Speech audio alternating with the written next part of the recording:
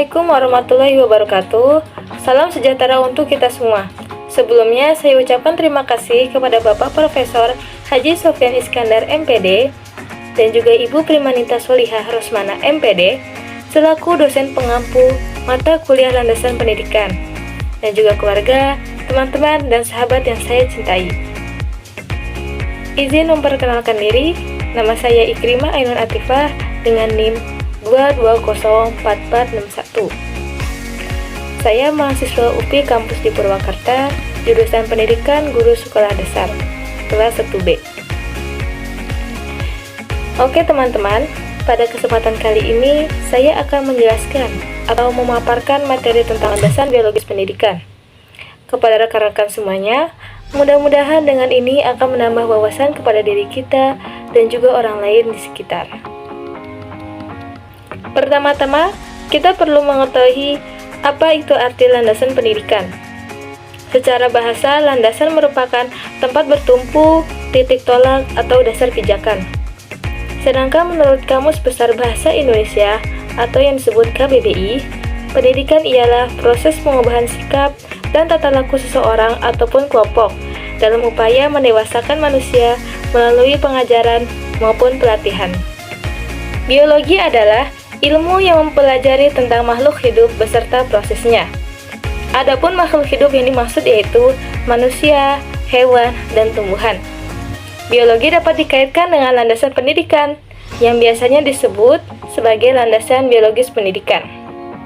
Yang dimaksud dengan landasan biologis pendidikan adalah landasan yang berasal dari berbagai asumsi dalam kaidah-kaidah biologi yang dijadikan titik tolak dalam dunia pendidikan. Perkembangan biologis pada anak terjadi secara bertahap dan dalam waktu yang cukup lama.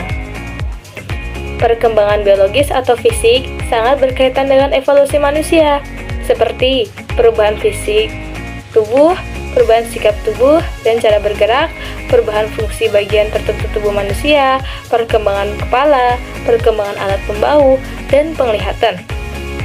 Ada beberapa faktor yang mempengaruhi perkembangan individu. Yang pertama, faktor hereditas atau keturunan, yang mana hereditas diartikan sebagai totalitas karakteristik individu yang diwariskan oleh orang tua kepada anak atau segala potensi, baik fisik maupun psikis.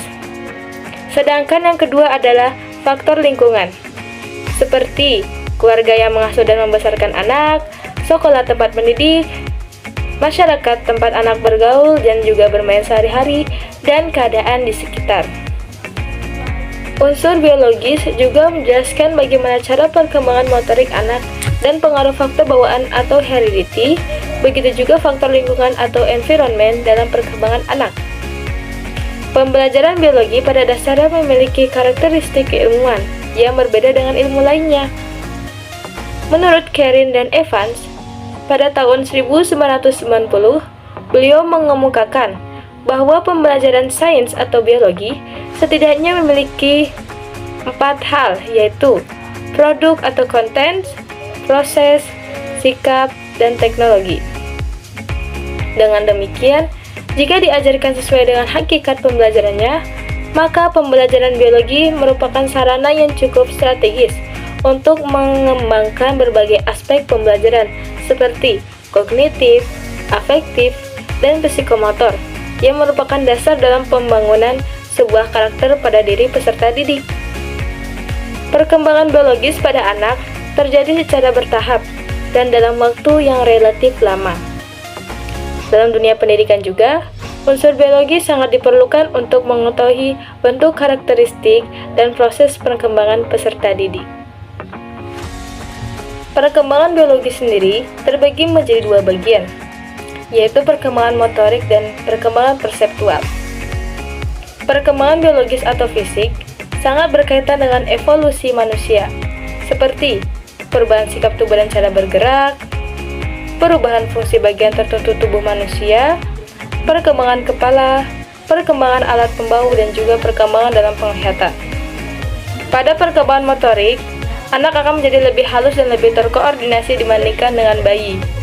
Anak-anak terlihat lebih cepat dalam berlari dan pandai meloncat serta mampu menjaga keseimbangan badannya. Sedangkan perkembangan perseptual adalah kemampuan dalam memahami dan menginterpretasikan informasi sensori atau kemampuan intelek untuk mencari data yang diterima oleh berbagai indera. Ada 3 proses perseptual yang perlu dipahami, yaitu yang pertama sensasi, merupakan peristiwa penerimaan informasi oleh indera penerima. Yang kedua persepsi, merupakan interpretasi terhadap informasi yang ditangkap oleh indera penerima. Dan yang ketiga atensi, yang mengacu pada selektivitas persepsi. Perkembangan biologis pada anak terdapat 2 faktor. Faktor yang pertama yaitu faktor hereditas dalam perkembangan anak. Faktor hereditas merupakan suatu faktor yang mempengaruhi kondisi biologis anak berdasarkan pewarisan genetik dari orang tua. Selanjutnya, faktor yang kedua yaitu faktor lingkungan dalam perkembangan anak. Faktor lingkungan sendiri merupakan suatu faktor yang mempengaruhi kondisi biologis dan perkembangan anak yang berdasarkan pengalaman interaksinya dengan dunia luar atau lingkungan. Selanjutnya, perkembangan fisik dan perseptual anak SD. Yang pertama, tinggi dan berat badan. Bila dibanding dengan pada masa usia dini dan masa remaja, pertumbuhan fisik anak SD cenderung lebih lambat dan relatif konsisten. Laju perkembangan seperti ini berlangsung sampai terjadinya perubahan-perubahan besar pada masa awal pubertas. Yang kedua, proporsi dan bentuk tubuh.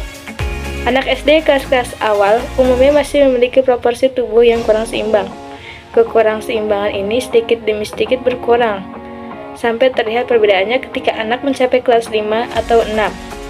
Pada kelas-kelas akhir SD, pada dasarnya proporsi tubuh anak sudah mendekati keseimbangan. Karena jaringan lemak anak SD berkembang lebih cepat daripada jaringan ototnya. Yang ketiga, otak. Pertumbuhan otak dan sistem syaraf merupakan salah satu aspek terpenting dalam perkembangan individu. Dalam otak terdapat pusat-pusat syaraf yang mengendalikan perilaku setiap individu.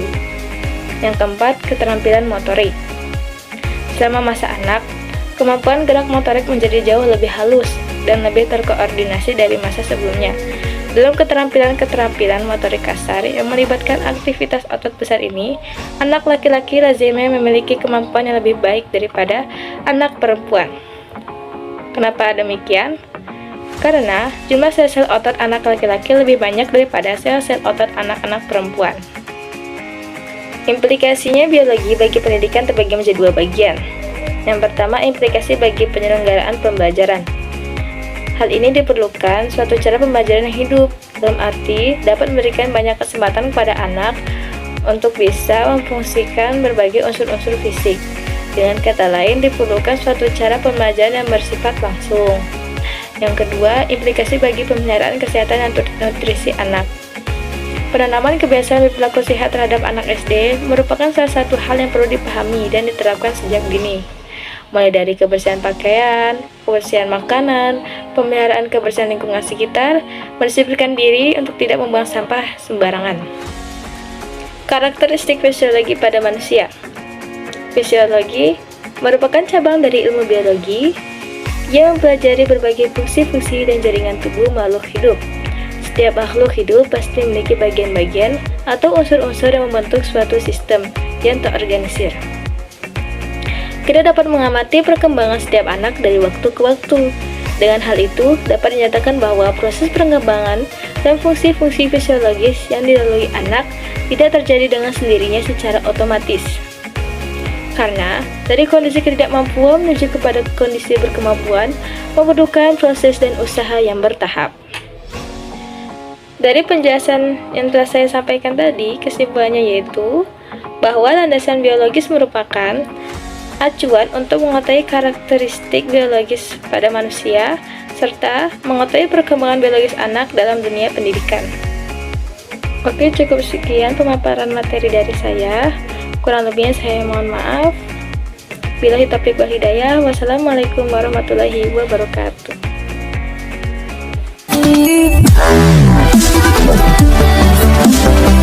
Wow.